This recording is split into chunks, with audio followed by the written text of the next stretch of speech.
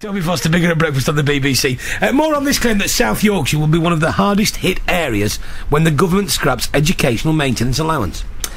The University and Colleges Union say that scrapping the means tested payment will mean that less kids in our patch will stay in education.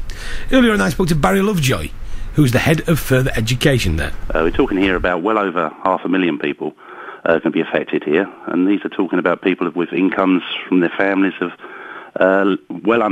just under 21,000 a year. We're not talking here about a cut in, a benefit which affects the middle classes. We're talking about here about a vital lifeline, really, for these kids to carry on. We're talking about vital things like getting your bus fares or your train fares to get over, and that's what a very big proportion of those sort of grants go to. Well, Alice Griffin has been to visit Longley Park Sixth Form College, where over 70% of the students there get the allowance. We opened in 2004, basically to provide good quality progression routes for young people in the northeast of the city. The idea was to make sure that more 16-year-olds stayed on in education and eventually made it through to higher education. This college has one of the highest percentages in the country of young people who receive an educational maintenance allowance. Mo Nisbet is the college's principal. Primarily, it enables students to have choice about what they do with their lives. It enables young people who might otherwise be in very serious financial circumstances to access full-time education. I could survive without it, but it's nice to have it when you need it. Because sometimes I'll need to buy a DVD for a project because I do media. If my mum doesn't have the money, I can just get it myself. I depend on that money to help me get places because I get income support, but that's for food and my rent and stuff. I need bus fares to get to college, and it's hard without it, really. If you didn't have it, then not a lot of people would come to college. That's kids there at Longley Park Sixth Form College.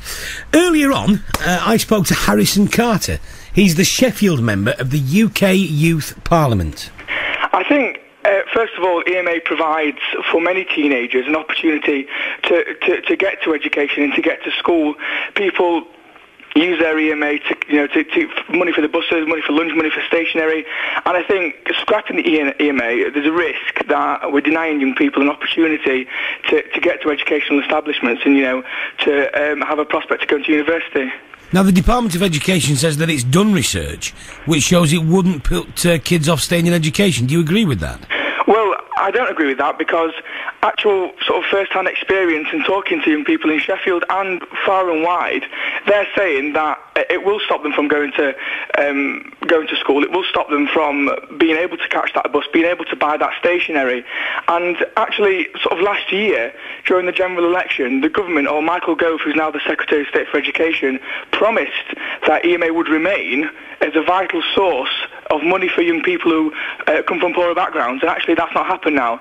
Now they're proposing to scrap it, and what they're essentially doing, I think, is proposing to scrap the future of some young people in Sheffield and also widely across the country. I think we've got to stop worrying about those promises these days, haven't we? There's a few of them going. I don't know. I suppose what the government are thinking, isn't it? Look, they'll go anyway, because what else are you going to do? I think you're right, and many people have said, should taxpayers foot the bill for a £10, £20, £30 payment to 600,000 young people who do get EMA, when in fact we're in a time of budget deficit, when we all need to be cutting back. So there's an argument to scrap it, but I think that overall, the wider economic benefit with those young people going to school, with those young people then being able to go to university, I think is much greater than any proposal to scrap it. Of course, we're talking now about EMA. Last week it was student loans. As a member of the UK Youth Parliament, what do you think? How are kids feeling at the minute? Did you feel picked on?